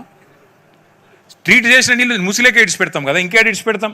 ఆ ఇడిచిపెట్టే ముందు కూడా ఇంటర్సెప్టర్ సువర్స్ అని మేము ప్రతిపాదించి మొత్తం ఇప్పుడు 54 నాళాలు ఉంటాయి కదా, ఆ 54 నాళాల నుంచి వచ్చే వాటిని కొన్నిటిని ఒక దగ్గర తీసుకొచ్చి అవన్నిటిని ఇంటర్సెప్ట్ చేసి ఒక దగ్గరికి మళ్ళిచ్చి ట్రీట్ చేసి ఆ ట్రీటెడ్ వాటర్ని మూసిలోకి వదులుతాము. ట్రీట్మెంట్ అయినాక ఇంకెక్కడ వదులుతాం? మరి మీ ఇంటికి వదులుతామా? ఈ మాట అంటే కోపం వస్తుంది ఆయనకి. మళ్ళీ నాకు అహంకారం పొగరు ఈ మాటలు మాట్లాడతారు. ఇది కూడా తెలియని ఆయన మున్సిపల్ మంత్రి ఎట్లయితాడు? ఇది కూడా తెలియని ఆయన మూసి సుందరీకరణ చేస్తారంట, మనం వినాలంట. ఇంకా విచిత్రం మీరు చూడండి, మాకు ఆశ్చర్యం అనిపించేది. అసలు ఈ ప్రాజెక్టు అంటే నేను నిన్న చట్టాలు పాటిస్తామని చెప్తారేమో అనుకున్నా. అసలు ఈ ప్రాజెక్టు విషయంలో ఈ రోజు వరకు 2.5 ఏళ్ళు అయింది నీ ప్రభుత్వం వచ్చి. ఎన్వైరన్మెంట్ ఇంపాక్ట్ అసెస్మెంట్ చేసినవా? సోషల్ ఇంపాక్ట్ అసెస్మెంట్ చేసినవా? అసలు డీటెయిల్డ్ ప్రాజెక్ట్ రిపోర్ట్ ఉందా నీ దగ్గర? సమగ్ర ప్రణాళిక ఉందా? ఈ ప్రశ్నకు సమాధానం ఉందా ప్రభుత్వంలో? నిన్నేం చెప్పారు? డిపిఆర్ ప్రజెంటేషన్ ఇస్తామన్నారు. ఆయన నరసింహారెడ్డి గారు మాట్లాడితే ఏం చెప్తున్నాడు? మీ దగ్గర సూచనలు అన్నీ తీసుకొని ఇప్పుడు డిపిఆర్ తయారు చేస్తామని చెప్తున్నాడు. ఏం అర్థం చేసుకోవాలి ప్రభుత్వాన్ని? ఎట్లా అర్థం చేసుకోవాలి? నువ్వు డిపిఆర్ఏ తయారు చేయలేదు, మరి పోయి రిచ్మండ్ విల్లాస్లో రెడ్ మార్కులు ఎందుకు వేస్తున్నావు? నువ్వు పోయి ప్రజల ఆస్తుల మీద రెడ్ మార్కులు ఎందుకు వేస్తున్నావు? వాళ్ళని జీరో వాల్యూ ఎందుకు చేస్తున్నావు? ఎందుకు ప్రాహిబిటెడ్ లిస్ట్లో పెడుతున్నావు? డిపిఆర్ఏ దిక్కులేదు నీకు, అసలు ఏం చేస్తావో నీకే తెలియదు. అట్లాంటప్పుడు ఎందుకు ప్రజల ఆస్తులను ఈ రకంగా చేస్తూ ఉన్నావు? ఇంకా విచిత్రమైన మాట రేవంత్ రెడ్డి గారు చెప్తున్నారు, మేము టీడీఆర్లు ఇస్తాం. ఇందాక సోదరుడు చెప్తా ఉన్నారు టీడీఆర్ల గురించి, ఆయన సైంటిస్ట్ గారు. టీడీఆర్ అంటే ట్రాన్స్ఫరబుల్ డెవలప్మెంట్ రైట్స్. కానీ ఈ ప్రభుత్వం వచ్చినాక టీడీఆర్ నిర్వచనం మారిపోయింది. ఇప్పుడు టీడీఆర్ అంటే తిరుపతి రెడ్డి, రేవంత్ రెడ్డి వాళ్ళ అన్న. మొత్తం ఆయనే కొనుక్కొని ఆయన కింద వేసుకొని కూర్చున్నాడు. ఉన్నమాట చెప్తున్నా మీకు, అట్లా మారిపోయింది పరిస్థితి. అందుకే ఇప్పుడు మీ టీడీఆర్కి విలువ కూడా లేదు, ఓన్లీ తిరుపతి రెడ్డి దగ్గర ఉంటేనే దానికి విలువ. ఇది వాస్తవం, నేను చెప్పేదేం అబద్ధం కాదు. మీకు ఏదో కాగితం ఇచ్చినట్టు ఇచ్చి ఇవాళ మీకు జీరో వాల్యూ ఉందని చెప్పి రేవంత్ రెడ్డి గారు చెప్తా ఉన్నారు. నేను అనేది అందుకే రేవంత్ రెడ్డి గారికి, అయ్యా ఇలా జీరో వాల్యూ ఎవరికి ఉందయ్యా అంటే మా వాళ్ళ ఆస్తులకు కాదు, నీ మాటలకు జీరో వాల్యూ ఉంది. రేవంత్ రెడ్డి గారు ముఖ్యమంత్రిగా నీ మాటకు జీరో వాల్యూ ఈరోజు మార్కెట్లో. అందుకే నేను ఎవరు నమ్మతలేరు వాస్తవాలు చెప్పాలి అంటే. ఇంకొక మాట నేను అడుగుతా, ఒక అపార్ట్మెంట్ వాళ్ళ గురించి మొన్న వాళ్ళని మచ్చిక చేసుకోవడానికి అందులో 2-3 జర్నలిస్టులు ఉన్నారు. వాళ్ళని కాకాబట్టి వాళ్ళని బుట్టలు వేసుకోవడానికి ముఖ్యమంత్రి గారు పాపం చాలా అష్టకష్టాలు పడి, మీరు జర్నలిస్టులు ఏమనుకోకరు పోయి ఏమంటాడు, ఆ అపార్ట్మెంట్ వాళ్ళకి నేను మాటిస్తున్నా పక్కకే 7 ఎకరాలు కొనిస్తా, మీకు అందులోనే ఇంకా బెహతరీన్ కట్టిస్తా అంటుండు. చాలా ఆశ్చర్యం అనిపించింది నాకు. మరి మిగతా వాళ్ళ సంగతి ఏంది? హనుమాన్ నగర్ వాళ్ళ సంగతి ఏంది? హిమాయత్ సాగర్ వాళ్ళ సంగతి ఏంది? వీళ్ళకు కూడా జాగాలకు బదులు జాగిస్తావా? పక్కకే ఇస్తావా? సరిపడా జాగాకు బదులు జాగా ఇవ్వాలి కదా. ఒకరికి ఇస్తే అందరికి ఇవ్వాలి కదా. మరి అపార్ట్మెంట్ వాళ్ళని ఒక తిరిగా, బస్తీలను ఒక తిరిగా చూడొద్దు కదా. ప్రభుత్వం అన్నాక అందరూ ఒకటే కదా, అందరికి ఓట్లు ఉన్నాయి. మీరైనా ఓటెత్తారు, అంబానీకి ఒకటే ఓటు, మనకు ఒకటే ఓటు. వాళ్ళేం మన 1000 ఓట్లు 1,00,000 ఓట్లు ఉండవు కదా. అందుకే రేవంత్ రెడ్డి గారు మీరు ఇంతవరకు R&R అసలు ఆలోచన చేసిండ్రా? రిలీఫ్ అండ్ రీహాబిలిటేషన్ ఆలోచన చేసిండ్రా? 2013 చట్టం ప్రకారం, భూసేకరణ చట్టం ప్రకారం నిర్వాసితులకు ఎంత ఇవ్వాలి కాంపెన్సేషన్ కనీసం మీకు అవగాహన ఉందా మీ ప్రభుత్వానికి? ఉత్త టీడీఆర్లు ఇచ్చి చేలు దులుపుకుంటే అయిపోతుంది అనుకుంటున్నారా? ఎవరు ఎంత కోల్పోతున్నారు, ఎవరికి ఎంత పరిహారం ఇవ్వాలి అనేది చట్టం ఉంది. నా ఇష్టానుసారంగా నేను చేస్తాను అనుకుంటే కుదరదు. మేము కాళేశ్వరం కట్టినాం, కడితే ప్రజలను ఒప్పించి మెప్పించి కొన్ని చోట్ల నిరసనలు వ్యక్తమైన చివరికి వాళ్ళకి నష్టపరిహారం ఇచ్చిన తర్వాతనే మళ్ళీ ప్రాజెక్ట్ పూర్తి చేయడం జరిగింది. అభివృద్ధికి మేము వ్యతిరేకం కాదు, అసలే కాదు. కానీ ఈ దోపిడీకి, నీ దోపిడీకి, నీ దాహానికి, మూసీ వెనకాల మూసీ తీరంలో నువ్వేదైతే భూముల మీద కన్నేసి ఇవాళ చేప పేరు చెప్పి చెరువు మొత్తం ఆక్రమించే ప్రయత్నం చేస్తున్నావో దానికి మాత్రం బరాబర్ మేము వ్యతిరేకం, అందులో అనుమానమే లేదనే మాట మళ్ళొకసారి రేవంత్ రెడ్డి గారికి నేను విజ్ఞప్తి చేస్తా ఉన్నా. ఇది ఒక్కసారి చూడండి. ఇది బయో రెమిడియేషన్ ప్లాంట్స్ అంటారు వీటిని కూడా మేము మా డిజైన్లో పెట్టాం. రేవంత్ రెడ్డి గారు కొత్తగా ఏమీ చేయాల్సిన పని లేదు. డిజైన్లు యథాతథంగా అమలు చేసి ఒక ఇల్లు గూలగొట్టకుండా మూసీ సుందరీకరణ 16,000 కోట్లతో చేయవచ్చు. కానీ ఆయన చేయడానికి సిద్ధంగా లేడు. ఆయన ఆలోచన 3,000 ఎకరాలు కావాలి ఇక్కడ ఈ ప్రాంతంలో, కిందికి పోతే ఇంకా మళ్ళీ ఇంకొక 5-6 వేల ఎకరాలు కావాలి, ఇక్కడ 10,000 మంది కొంపలు కూల్చాలి, కిందికి పోయి మళ్ళీ ఒక 90,000 కొంపలు కూల్చాలి. ఇది రేవంత్ రెడ్డి గారి ఆలోచన. మీకు ఎట్లా చేయొచ్చు ఇల్లు కూలగొట్టకుండా అని కొంతమంది మిత్రులు అడుగుతా ఉన్నారు, మీడియా మిత్రులను. అది కూడా చూపెడతాను. ఎట్లా చేయొచ్చు అంటే ముందు ఫ్లడ్ ప్రివెన్షన్ చేయాలి. ఫస్ట్ వరద నీరు రాకుండా చేయాలి. వరద నీరు రాకుండా చేయాలంటే ఏం చేయాలి? ముందు మున్సిపల్ మంత్రికి సోయి ఉండాలి. ఎస్ఎన్డిపి అనేది మొత్తం మేము ఆనాడు ఫస్ట్ ఫేజ్లో 1000 కోట్లతో పెడితే రెండవ ఫేజ్ 5,000 కోట్లతో ప్రతిపాదిస్తే రేవంత్ రెడ్డి గారు రాగానే చేసిన మొట్టమొదటి పని ఏందో తెలుసా? ఆ 5,000 కోట్ల వర్కులు క్యాన్సిల్ చేసిండు. ఫస్ట్ పని వరద నీటి నివారణ కోసం ఫస్ట్ ఫేజ్ మేము పూర్తి చేసి 1000 కోట్లతో ఎట్లయితే అది కనబడుతుంది చూడండి కాలువ, ఎస్ఎన్డిపి కాలువ, అట్లా మేము పూర్తి చేసి 1000 కోట్లతో 60 పనులు పూర్తి చేస్తే హైదరాబాద్ నగరంలో రెండవ ఫేజ్లో 5,000 కోట్లు పెడితే రేవంత్ రెడ్డి ప్రభుత్వం రాగానే మొత్తం రద్దు చేశాడు. హైదరాబాద్లో ముందు వరదను తప్పించాలి అని మేము ప్రయత్నం చేస్తే దాన్ని రద్దు. మేము చేసిన పని వల్ల ఏం లాభం జరిగిందో ఒకసారి చూపెట్టే ప్రయత్నం చేస్తాను నేను. ఇక చూడండి, కట్టక ముందు ఎట్లుండే, కట్టినాక ఎట్లయింది. ఆ పక్కన చూడండి, మల్లారెడ్డి రంగారెడ్డి నగర్లో వర్షం పడితే మునుకుండేది, తర్వాత ఎస్ఎన్డిపి కట్టిన తర్వాత నీరు కిందికి సాఫీగా పోవడానికి ఏర్పాటు చేయడం జరిగింది. ఎందుకు చెప్తున్నా అంటే మూసీలో ఫస్ట్ చేయాల్సిన పని ట్రీటెడ్ వాటర్ ముందు వచ్చేటట్టు చూసుకోవడం, రెండోది వరద నష్టం లేకుండా అన్ని నాళాలను కూడా అవసరమైతే నీట్గా చేసుకోవడం, ఎస్ఎన్డిపిని కంటిన్యూ చేయడం. ఆ తర్వాత మీరు మంచిగా గోదావరి నీళ్లు తెచ్చి హిమాయత్ సాగర్లో, ఉస్మాన్ సాగర్లో నింపి గేట్లు ఎత్తి చెక్ డ్యాములు కట్టి నీళ్లు జీవనదిలాగా మూసీని చూపెట్టడం. దాంతోపాటు ఇవన్నీ కూడా అవే ఎస్ఎన్డిపి ప్రాజెక్ట్స్. చూడండి, ఆ రోజు పేపర్లు రాసిన వార్తలు ఎట్లా ఎస్ఎన్డిపి వల్ల కొన్ని కాలనీలకు ముంపు తప్పింది చూపెడతాను మీకు. ఇగో 14 ప్రాంతాలకు వరద నుంచి విముక్తి ఈనాడులో. ఇగో హిందూ అనే paper, SNDP covered areas largely free from flooding this season. అంటే ఎస్ఎన్డిపి తీసుకోవడం వల్ల ఏ రకంగా వరద ముప్పు తప్పింది అని చెప్పి పేపర్లు రాసిన వార్తలు ఆ రోజుల్లో. ఇవన్నీ కూడా ఎక్కడెక్కడ చేశాము పనులు కూడా అవన్నీ లిస్ట్ ఉంది చూడండి అక్కడ నమస్తే తెలంగాణ పేపర్లో. మొత్తం ఏ నియోజకవర్గంలో ఎన్నెన్ని చేసినాం. ఇక్కడ పర్టికులర్గా ఒక్క మీకు నేను ముషీరాబాద్లో దగ్గర మేము నిర్మాణం చేస్తున్నాం. ముట్టాల్ గారు ఎమ్మెల్యే గారు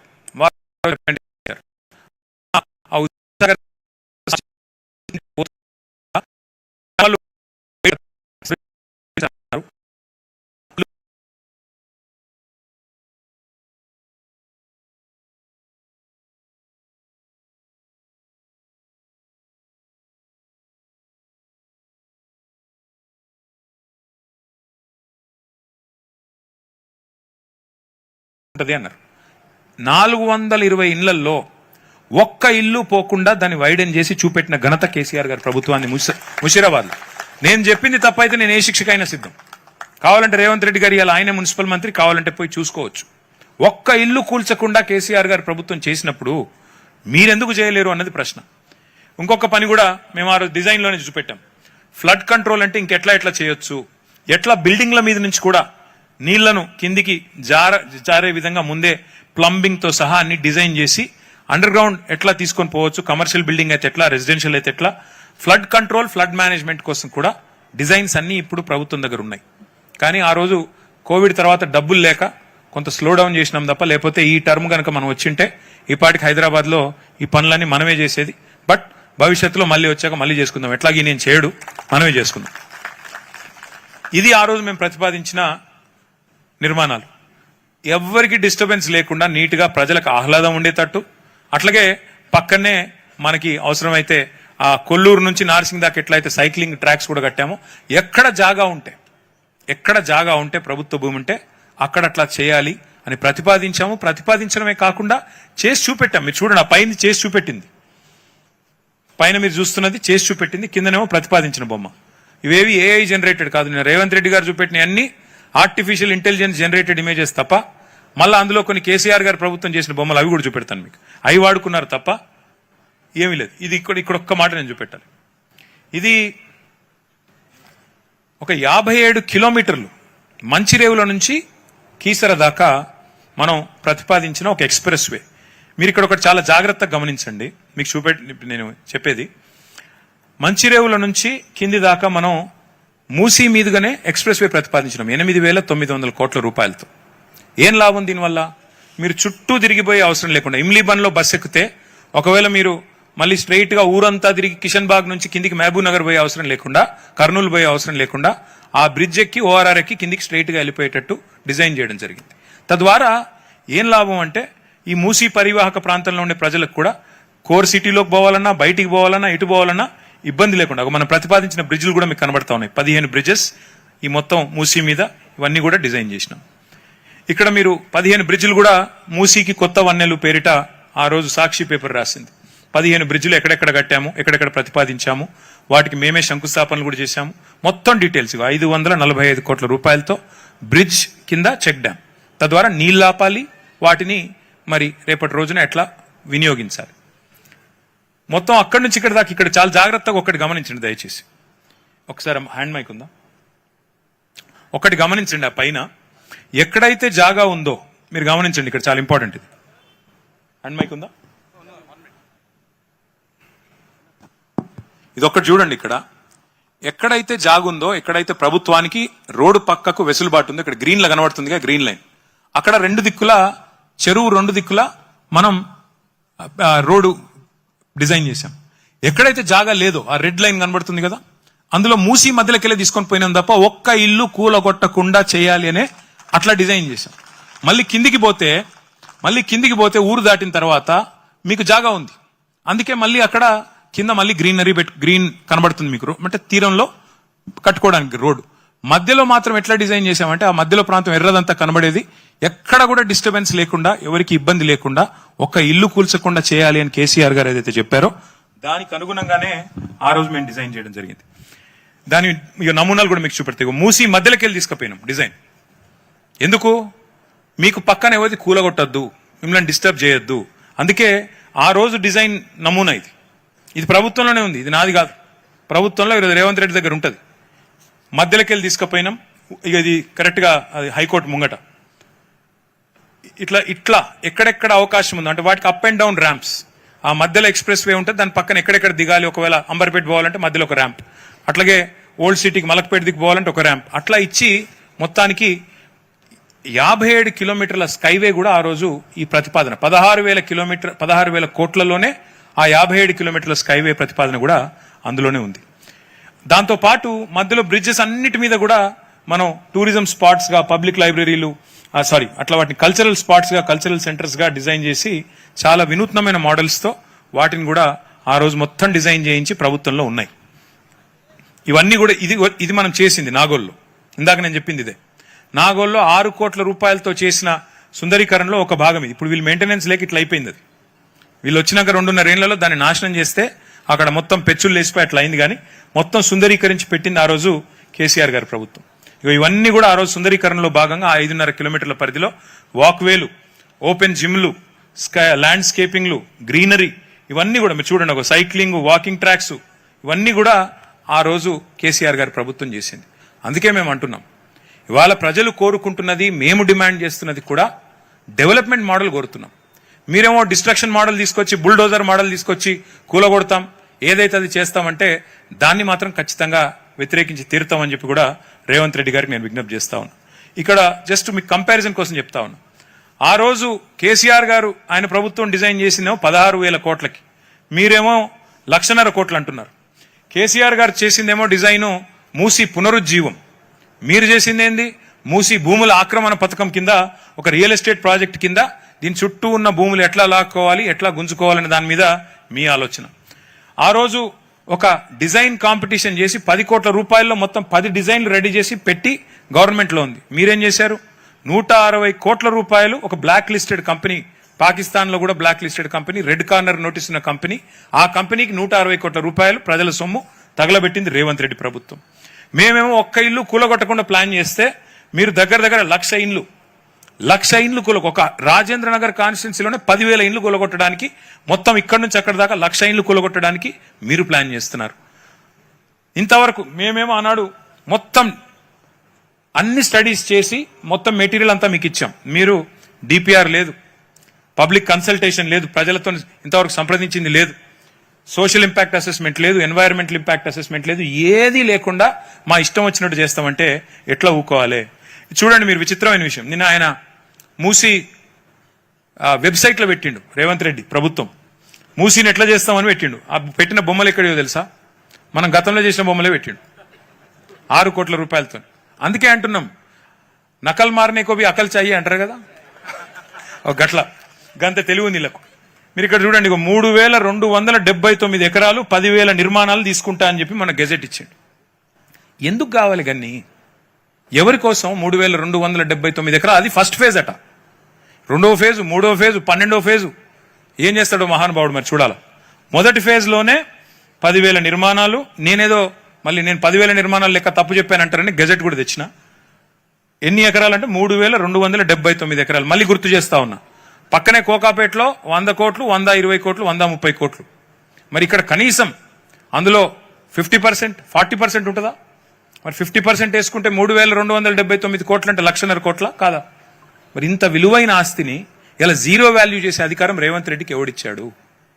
అందుకే ఇవాళ మేము దీన్ని వ్యతిరేకిస్తున్నాం తప్ప మాకేమీ ఆయన మీద కోపమో ఇంకోని మీద కోపమో కాదు. చూడండి, ఈ మొత్తం ఆ మధు పార్క్ రిడ్జ్ అనే అపార్ట్మెంట్ మీద రెడ్ మార్క్ వేసినారు. ఆ డిపిఆర్ ఇప్పటికి 160 కోట్లు తీసుకున్నాడు, వాడు ఇంతవరకు పత్తలేడు. అది అన్నీ కాదని ఆఖరికి గాంధీ గారి బొమ్మ పెట్టి, ఇప్పుడు ఎట్లా అంటే అది ఉంటారు చూడండి, మనం దేవుని గుడిలో పోతాం, శివుడిని మొక్కుతాం, శివలింగాన్ని మొక్కుతుంటాం. ఆ లింగం మీద తేలుందనుకో, ఏం చేయాలా? కొట్టాలనిపిస్తుంది, భయం అవుతుంది. దేవుడు కాబట్టి దండం పెడతాం. ఈ ప్రాజెక్ట్ కూడా అడ్డుకోకుండా రేవంత్ రెడ్డి గారు తెలివిగా ఏం చేస్తున్నాడు? గాంధీ బొమ్మ పెడతారంట. గాంధీ బొమ్మ పెట్టి, గాంధీ గారు ఉన్నారు కదా, గాంధీ బొమ్మ పెడతా అంటే అడ్డుకుంటారా మీరు? మహాత్మా గాంధీ అని చెప్పి ఇలా కావాలని గాంధీ గారు మునిమనమడు వద్దంటున్నాడు. వద్దురా నాయన అని. అయినా నేను మాత్రం గాంధీ బొమ్మ పెడతా అని చెప్పి ఇవాళ గాంధీ సరోవర్ పేరిట మొత్తం అందరినీ గోల్మాల్ చేసే ప్రయత్నం ఈ ప్రభుత్వం చేస్తూ ఉంది. ఇది ఒకసారి ఇక వారు చూడండి, ఇక్కడ ఇంకా విచిత్రమైన విషయం ఒకటి చెప్తాం మీకు. ఇప్పుడు ఈ బిల్డింగ్లు కనబడుతున్నాయా మీకు? ఇక్కడ ఈ బిల్డింగ్ కనబడుతుంది కదా, ఈ బిల్డింగ్ కనబడుతుంది కదా, ఇది అక్కడనేమో గాంధీ బొమ్మ పైన ఈ బిల్డింగ్ కనబడుతుంది కదా. ఇక్కడ కరెక్ట్ గా ఇప్పుడు మధు పార్క్ రిడ్జ్ ఎక్కడ ఉన్నాయంటే ఇక్కడ ఉంది. మధు పార్క్ రిడ్జ్ ఏమో బఫర్లు ఉందట, కూలగొడతాడట. మరి నువ్వు కట్టే బిల్డింగ్లకు బఫర్ వర్తించదా? మీరు ఆలోచన చేయండి. ఇప్పుడు ఎంత ఎంత ఎంత విచిత్రమైన గవర్నమెంట్ అంటే ఇది. ఉన్న బిల్డింగ్ కూలగొడతాడట బఫర్ అని, కొత్త బిల్డింగ్లు కడతాడంట అక్కడే. ఇది వాళ్ళ డిజైన్, నాది కాదు ఇది. నిన్న రేవంత్ రెడ్డి గారు ప్రజెంట్ చేసిన డిజైన్ ఇది. ఎక్కడైతే మధు పార్క్ ఉందో అది బఫర్లో ఉంది కాబట్టి కూలగొడతానని చెప్పే రేవంత్ రెడ్డి గారు, అసలు మీరు ఏం చేస్తున్నారో, కుడి చేయి ఏం చేస్తుందో ఎడమ చేయికి తెలుసా మీ ప్రభుత్వంలో? నేను అడుగుతాను. ఇంకా ఒక విషయం, సరే ఇక ఇవి మీకు తెలుసు, నేను చెప్పాల్సిన అవసరం లేదు. ఈ ప్రభుత్వం వచ్చాక పిల్లల్ని కనీసం వాళ్ళ ఇంట్లో పుస్తకాలు కూడా తీసుకోకుండా నిర్దాక్షిణ్యంగా నిర్దయగా కూలగొట్టిన ప్రభుత్వం. నిన్నగాక మొన్న ఖమ్మంలో 1,000 మంది ఇల్లు కూలగొట్టిన ప్రభుత్వం. నేను అడుగుతా ఉన్నా రేవంత్ రెడ్డి గారిని, అయ్యా ఇన్ని ఇల్లు కూలగొట్టారు మీరు చేసే పనుల వల్ల ప్రజల గుండెలు ఆగుతున్నాయి, ప్రజల గొంతులో వణుకు వినబడుతుంది. హైదరాబాద్లో ఈ 2.5 ఏళ్లలో ఒక్క కొత్తిల్లు కట్టినవా నువ్వు నీ ప్రభుత్వం వచ్చినాక? ఇందిరమ్మ ఇండ్లు అని ఊదరగొట్టి వస్తేవి ఒక్క ఇల్లు. మరి ఒక్క ఇల్లు కట్టే తెలివిలేని నీకు 1000 ఇండ్లు కూలగొట్టే అర్హత ఉందా అని నేను అడుగుతా ఉన్నా. మీ సమాధానం చెప్పాలని చెప్పి రేవంత్ రెడ్డి గారిని నేను డిమాండ్ చేస్తా ఉన్నాను. ఇదే నా పద్ధతి ప్రభుత్వం నడిపేది? ఇక చివరగా నేను చెప్పేది, అల్టిమేట్ గా రివర్ చేయాల్సిందే, బ్యూటిఫికేషన్ చేయండి, కానీ ఈ పద్ధతిలో చేయండి. రివైవ్ ద రివర్, అంతేగాని డోంట్ రిమూవ్ ద పీపుల్. ప్రజల్ని డిస్ప్లేస్ చేయకు, డోంట్ రిమూవ్ ద పీపుల్. చేస్తే మేము చేతులు ముడుచుకొని కూర్చోము. ఖచ్చితంగా నిన్ను అడ్డుకుంటాం, నిన్ను నిరోధిస్తాం, నిన్ను ఆపుతాం. ఎందుకు అంచనాలు పెంచావు, ఏ కారణం చేత ఈ రకంగా చేస్తున్నావు, వీటన్నిటికీ తప్పకుండా ప్రజలకి సమాధానం చెప్పకుండా నేను తప్పించుకుంటానంటే కుదరదు. ఇవన్నీ వివరాలు మా మీడియా మిత్రులకు ఇస్తాము. మీరు దయచేసి రేవంత్ రెడ్డి గారికి పంపండి, ప్రభుత్వానికి కూడా పంపుతాము. గతంలో డిజైన్లన్నీ మీ దగ్గరే ఉన్నాయి. మేము కట్టిన ఎస్టీపీల వివరాలు ఇచ్చాను. ఒక్క చుక్క నీరు, మురికి నీరు కూడా హైదరాబాద్లో ఈరోజు మురికి నీరు మూసీలోకి రాకుండా చేసిన ప్లాన్ చెప్పాను. ఒక ఇల్లు కూలగొట్టకుండా ఎట్లా చేయవచ్చో చెప్పాను. మరి ఇన్ని చూసిన తర్వాత కూడా రేవంత్ రెడ్డి గారు లేదు నేను 3,300 ఎకరాలు తీసుకుంటాను, మీది జీరో వాల్యూ అంటే మరి అల్టిమేట్గా ఇది తెలంగాణ గడ్డ. ఉద్యమాలతో ఢిల్లీ మెడలు వంచి అల్టిమేట్గా రాష్ట్రం సాధించుకున్న భూమిపుత్రులు ఇక్కడ ఉన్నారు. వదిలిపెట్టం, ఎట్టి పరిస్థితుల్లో వదిలిపెట్టం. దయచేసి ఐక్యంగా ఉండండి. నేను మన వెలుగుమట్లలో కూడా ఒకటే చెప్పొచ్చాను, ఖమ్మం పోతే ఇండ్లు కోల్పోయిన వాళ్ళు 1000 మంది. కానీ నిన్న ప్రభుత్వం పోయి విభజించు పాలించు అనే సూత్రం కింద 312 మందికి మాత్రం ఇండ్లు ఇచ్చి వాళ్ళను విభజించి మిగతా వాళ్ళని అక్కడ లేకుండా వాళ్ళని పోలీసు వాళ్ళని అడ్డం పెట్టుకుని తరిమేశారు. అట్లా కాకుండా రేపు హిమాయత్ సాగర్లో అయినా హనుమాన్ నగర్లో అయినా న్యాయం జరగాలి అంటే మీరు దయచేసి ఐక్యంగా ఉండండి. ఇందులో రాజకీయాలు అవసరం లేదు. ఇక్కడ బీఆర్ఎస్ వాళ్ళు ఉండొచ్చు, కాంగ్రెస్ వాళ్ళు ఉండొచ్చు, బీజేపీ వాళ్ళు ఉండొచ్చు, ఇంకో పార్టీలు ఉండొచ్చు, ఇంకోళ్ళు ఉండొచ్చు, ఎవరన్నా కానివ్వండి. కానీ దయచేసి ఐక్యంగా ఉండండి. మీకు న్యాయం జరగాలి అంటే మీ తరపున కొట్లాడే వాళ్లకు మీరు ఊతం ఇవ్వాలి. మీరు మీ తరపున మాట్లాడేదానికి మాకు శక్తి ఇవ్వాలి. మీడియా కూడా మీ బాధ చూపెట్టాలంటే మీరు అనవసరంగా ప్రభుత్వం ఇచ్చే ప్రలోభాలకి ఓ నలుగురిని పిలుచుకుంటారు. ప్రభుత్వం వాళ్ళు పిలుచుకొని దగ్గరున్న వాళ్ళను అరే నీకు పక్కకి ఇస్తాం, మంచిగా ఇస్తాం, మిగతా వాళ్ళను వరుసుకోపో అని పంపుతారు. మళ్ళీ మీరు ఇచ్చకపోయినారు అనుకో, ఐకమత్యం చెదిరిపోయింది అనుకో, మిమ్మల్ని ఎవరు కాపాడలేరు. కాబట్టి దయచేసి ఐకమత్యంగా ఉండాలని కోరుతూ హనుమాన్ నగర్ కూడా రమ్మన్నారు, తప్పకుండా వస్తాం. హిమాయత్ సాగర్ కూడా రమ్మన్నారు, తప్పకుండా వస్తాం. అన్ని గ్రామాలు కూడా మా పార్టీ తరఫున మా సబితమ్మ గారు, తమ్ముడు కార్తిక్ గారు, నేను, మా వివేకన్న, మా లక్ష్మణ, మా రాజన్న, అందరం, ప్రవీణన్న, అందరం మీరు ఎక్కడికి పిలిస్తే అక్కడికి వస్తాం. మీకు అండగా నిలబడతాం. ఒక్క రెండేళ్లు మీ ఆస్తులు కాపాడుకోండి. 2 ఏళ్ళు ఆ తర్వాత మళ్ళీ ఎట్లాగో మేము వస్తాం. మీకు ఒక్కరికి మీ ఇల్లు కాదు కదా, మీ ఇంటి మీద సున్నం కూడా ముట్టనీయకుండా చూసుకునే బాధ్యత మాది. జాగ్రత్తగా ఈ 2 ఏళ్ళు కాపాడుకోండి. 2 ఏళ్ళు కాపాడుకోండి మీ ఆస్తులు. మేముంటాం మీతో. ఈ 2 ఏళ్ళు మాత్రం మీరు ఖచ్చితంగా మాతో పాటు కలిసి నడవాలి. ఈ దుర్మార్గుల బుల్డోజర్ రాజ్యానికి వ్యతిరేకంగా అందరం కలిసికట్టుగా పోరాడదామని చెప్పి మళ్ళొకసారి విజ్ఞప్తి చేస్తూ మా తమ్ముడు కార్తిక్ గారికి ప్రత్యేకంగా ధన్యవాదాలు తెలియజేస్తూ ఈ